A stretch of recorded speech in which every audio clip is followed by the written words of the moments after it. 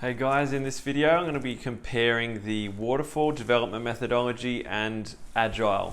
So this is pretty important to know because if you don't actually know what methodology you're choosing for your dev team, then you're going to run into problems further down the track because things just won't be as organized and as structured as they would be if you were following a standardized methodology.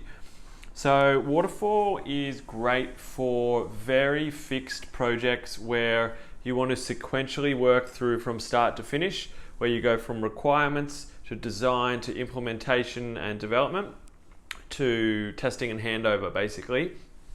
If you're very clear on those sort of requirements, then Waterfall is a good option.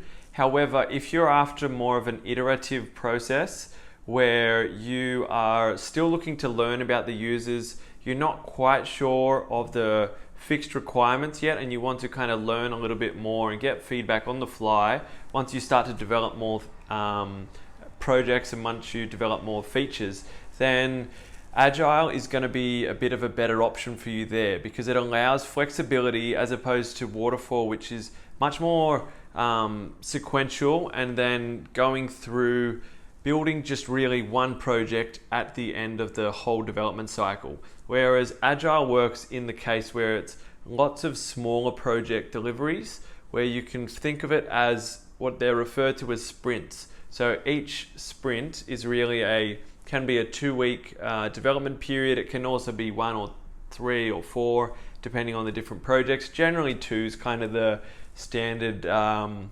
period of time, and so within that sprint you're going to have your own backlog of tasks, and within that task list that's really just for that sprint. You're going to agree that those are the priorities to work on for that period of time, and then once that sprint is over you're going to move more into having a quick bit of feedback as well and understanding that whether there's any sort of new priorities or new changes based on the work from the previous sprint.